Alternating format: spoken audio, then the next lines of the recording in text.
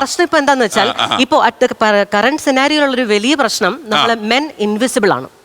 ഒരു റൈറ്റ്സും ഇല്ല. മാഡം ഇവിടെ പറഞ്ഞതുപോലെ നമുക്ക് പോലീസ് ഉണ്ട്, ഹ്യൂമൻ റൈറ്റ്സ് കമ്മീഷൻ ഉണ്ട് എന്നൊക്കെ പറയാനേ സാധിക്കുള്ളൂ. പക്ഷേ പുരുഷന് ഈ പറയുന്ന പോലത്തെ ഒരു വ്യാജ പരാതി വന്നാൽ, അല്ലെങ്കിൽ പുരുഷനെതിരെ ഉണ്ടാകുന്ന സ്ത്രീകളുടെ അതിക്രമണങ്ങൾ ഉണ്ടായാൽ അതിനെ അഡ്രസ്സ് ചെയ്യാനുള്ള ഒരു സിസ്റ്റം ഇവിടെ ഇല്ല. അപ്പൊ നമ്മളിവിടെ മെൻസ് കമ്മീഷൻ കൊണ്ട് ഉദ്ദേശിക്കുന്നത് വേണമെന്ന് തന്നെയാണ് എൻ്റെ അഭിപ്രായം.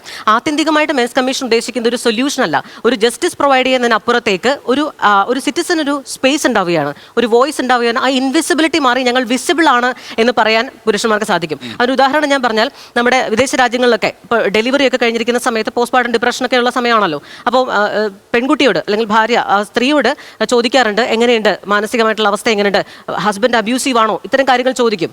അതേസമയം നമ്മുടെ നാട്ടിലാണ് ആ ചോദ്യമെങ്കിൽ ഒരു നെഗറ്റിവിറ്റി ഉണ്ടെങ്കിൽ അപ്പോഴത്തേക്ക് പുരുഷന്റെ പേരിൽ കേസ് എടുക്കുകയാണ്. അതേസമയം അവിടെ എങ്ങനെയാണ്, ഹസ്ബൻഡിനെ വിളിക്കും. ഇവിടെ യെസ് ആണെങ്കിലും നോ ആണെങ്കിലും ഹസ്ബൻഡിനോടും ചോദിക്കും, എങ്ങനെയുണ്ട് ജീവിതം, സുഖമായിട്ട് പോകുന്നുണ്ടോ, ഭാര്യയുടെ ഭാഗത്തുനിന്ന് ബുദ്ധിമുട്ടുകളുണ്ടോ, മാനസികമായി ടോർച്ചർ ചെയ്യുന്നുണ്ടോ, how is your mental state, how is your family life എന്ന ചോദ്യം ചോദിക്കുന്നുണ്ട്. അപ്പോൾ എന്താണ്, ഒരു നാട് മെൻ ആണോ വിമൻ ആണോ എന്നുള്ളതല്ല, സിറ്റിസൺ. ആ സിറ്റിസണിലേക്ക് ജെൻഡർ ന്യൂട്രാലിറ്റിയൊക്കെ നമ്മൾ സഞ്ചരിക്കണമെന്നുണ്ടെങ്കിൽ ഇന്ന് നാട്ടിൽ അത് ഉറപ്പായിട്ടും